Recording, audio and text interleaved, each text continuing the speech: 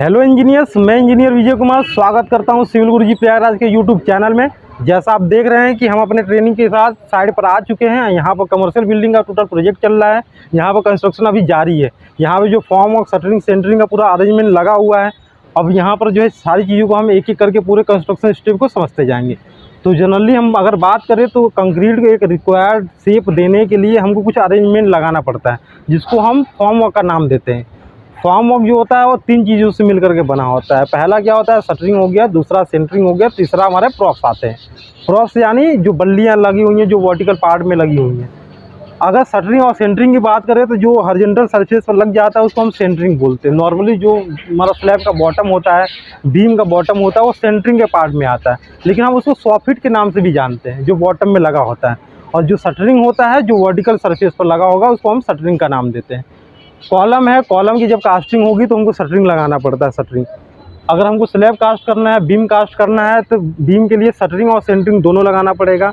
और इनको सपोर्ट करने के लिए, क्योंकि हाइट पर होते हैं, तो इनको सपोर्ट करने के लिए हमको प्रॉप्स लगाना पड़ते हैं, बल्ली लगाने पड़ते हैं। अगर इनके साइज़ की बात करें कि बल्ली हमको कितने डिस्टेंस पर लगानी चाहिए, तो अगर बीम के नीचे आप लगा रहे हो तो थोड़ा क्लोज होता है। क्यों क्लोज होता है? क्योंकि वहाँ पर लोड ज़्यादा आ रहा होता है। उस समय स्लैब का भी लोड आ रहा होता है, स्लैब का लोड प्लस बीम का सेल्फ वेट होता है। तो उसकी वजह से इस पर जब ज़्यादा लोड आएगा तो यहाँ पर क्लोज रखते हैं कितने, 600 से लेकर के 800 mm के डिस्टेंस पर। जो बीम के नीचे बॉटम में लगाते हैं, जो प्रॉप्स लगाएंगे, उसका जो स्पेसिंग रहेगा 600 से लेकर के 800 mm रहेगा।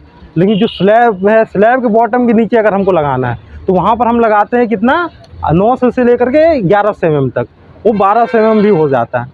तो 900 से लेकर के 1200 mm डिस्टेंस पर जो स्लैब होता है उसके हमको बॉटम में लगाना पड़ता है, जो प्रॉप्स होते हैं। तो अब समझ में आ गया ना कि बीम के नीचे हम क्लोज क्यों लगा रहे हैं और स्लैब के बॉटम के नीचे हम दूर लगा रहे हैं। ठीक है।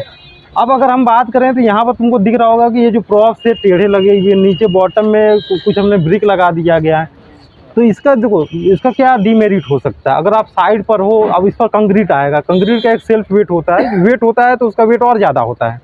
उसमें पानी भी उसमें मिला होगा, तो कहीं ना कहीं शटरिंग पर जो कंस्ट्रक्शन वर्क हो रहा है उससे कहीं ज़्यादा लोड आएगा। उस पर लेबर भी चलेगा, उस पर मशीनें इक्विपमेंट जो ट्रैक बना करके हम ले जाते हैं मटेरियल डालने के लिए, वो सारा कुछ हमको चलाना पड़ता है। तो उस टाइम बल्ली इतने सक्षम होने चाहिए कि वो जो पूरा जो स्लैब का लोड आ रहा है उसको झेल सके।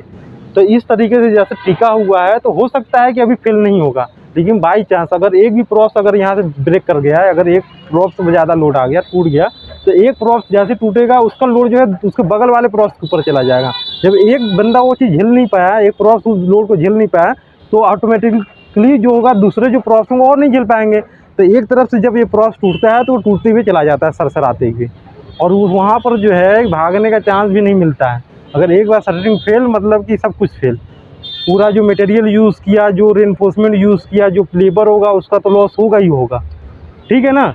तो फॉर्म ऑफ शटरिंग लगाते समय और सारी भी चेक लिस्ट होती है, उसको कैसे देखना हम आगे बात करेंगे। तो वहाँ पर बीम का बॉटम लगाया जा रहा है, तो उसमें किन की बातों का ख्याल रखते हैं। अब जैसे यहाँ पर आपको दिख रहा होगा कि ये इसको प्लाई बोलते हैं, वुडन प्लाई, और इसके प्लाई के ऊपर बैटेन लगा हुआ है। तो जो प्लाई आती है, जो साइज़ में आती है 8 फीट बाई 4 फीट की साइज़ में आती है ये वुडन प्लाई। जब साइड पर आती है तो उसको काट करके हमको जैसे बीम का बॉटम में लगाना है, बीम के शटरिंग में लगाना है, कॉलम के शटरिंग में लगाना है, तो साइज़ के हिसाब से हम ये अरेंजमेंट पूरा यही साइड पर बनाते हैं। तो जब बनाते हैं तो इसमें जो रहता है कि ये जो सेक्शन तुमको दिख रहा होगा वुडन का, उसको क्या बोलते हैं, बैटेन।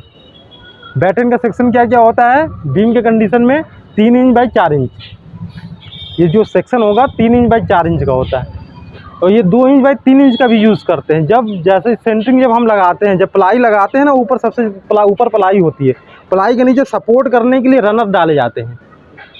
तो रनर को सपोर्ट करने के लिए इसके जो एलोंग क्रॉस सेक्शन में हमको ये बैटन लगाना पड़ता है, और यहाँ पर प्रॉप्स लगता है। तो नीचे देख रहे हो कि देखो, पहले रनर लगा हुआ है, फिर नीचे बैटन लगा हुआ है, फिर जाकर के ये प्रॉप्स लगाया गया। क्योंकि हम प्रॉप्स को डायरेक्टली प्लाई के ऊपर नहीं मार सकते, तो उसको बैटेन के ऊपर रख करके नेल्स मार देते हैं। नेल्स मार करके ऐसे सपोर्ट कर देते हैं। अगर प्लाई के ऊपर मार देंगे तो कहीं ना कहीं उसको होल कर देगा, जो स्लरी होगा वो वेस्ट होगा। ठीक है ना। तो जब साइड पर आप आओगे तो इस तरीके से मटेरियल का कैलकुलेशन भी अभी आप सीखोगे आने वाली क्लासेस में। लेकिन अभी आप देख लो कि एक ऐसे चीज़ें बनती हैं। अब इसमें नेल्स भी लगेगा, नेल्स लगेगा तो उसका जो कंजप्शन क्या होता है, ये सारा कुछ आप डिटेल में सीखोगे।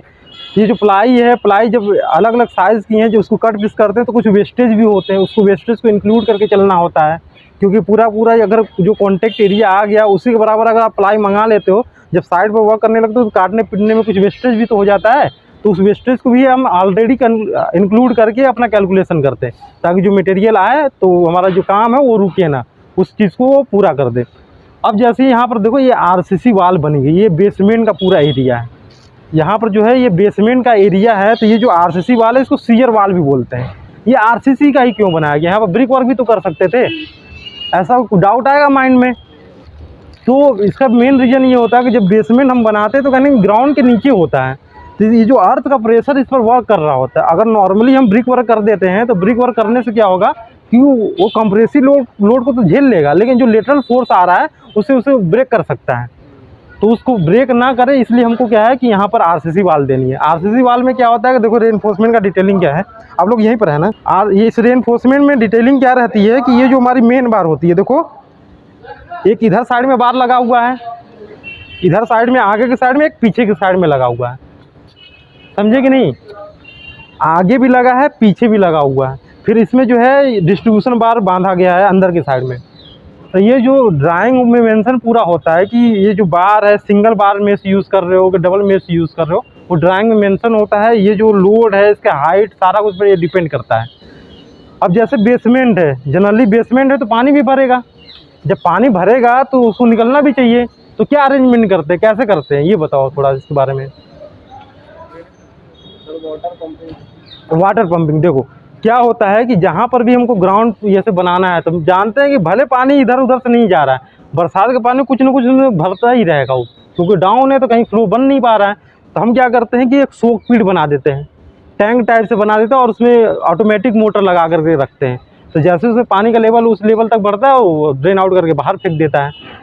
और क्या होता है कि इसे प्रॉपर हमको स्लोप को भी मेंटेन करके रखना पड़ता है कि वो जो ड्रेन हमने बनाया हुआ है उस ड्रेन में पूरा का पूरा पानी फ्लो करके उसको फिल कर दे उस चीज़ को। क्लियर है ना?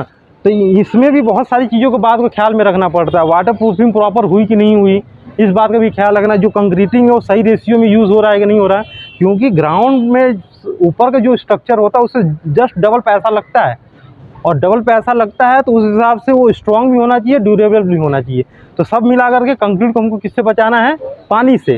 पानी आएगा तो हर जगह नुकसान करता है, वो चाहे घर हो चाहे कुछ भी, रोड हो, कहीं पर भी पानी आ गया वो नुकसान करेगा ही करेगा। कहीं ना कहीं इसको पेनिट्रेट करके नीचे जाएगा, सीलन पैदा होगी, इसका सीलन ऊपर ट्रांसफ़र हो सकता है।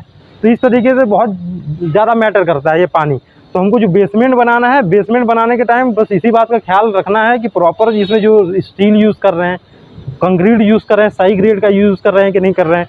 जो हमको नीचे दिया गया, अगर कोई वाटर प्रूफिंग के लिए ऐसा है कि पहले पीसीसी कर दिए, फिर ऊपर अगर कोटा स्टोन डालना पड़ रहा है, बिटुमन डालना पड़ रहा है, या वाटर प्रूफिंग एजेंट अप्लाई करना पड़ रहा है, तो हमको करना है उस चीज़ को। और इसमें प्रॉपर जो है एक स्लोप मेंटेन करके रखना पड़ता है, ताकि जो पानी है सभी जगह ड्रेन आउट हो जाए। इसका यूज़ हम किस तरीके से कर सकते हैं? पार्किंग के लिए कर सकते हैं। दूसरी बात, इसमें गोडाउन बना सकते हैं, इसी के लिए हम ग्राउंड बनाते हैं ना अपना, जो अंडरग्राउंड जो भी चीज़ें यूज़ कर सकते हैं वो चीज़ें हम यहाँ पर कर सकते हैं। तो ये कमर्शियल बिल्डिंग प्रोजेक्ट है, तो अब देखो, अब पार्किंग के लिए कोई स्पेस है ही नहीं, तो यहाँ पर जो है हमको ये चीज़ बनाना पड़ा, बेसमेंट बनाना कंपलसरी हो गया। ठीक है ना? सो इंजीनियर्स, अगर आपको भी ऐसी साइट विजिट करनी है, आपको प्रैक्टिकल ट्रेनिंग करनी है, तो हमें कॉन्टेक्ट कर सकते हैं 9616 1615 14 पर। जय हिंद।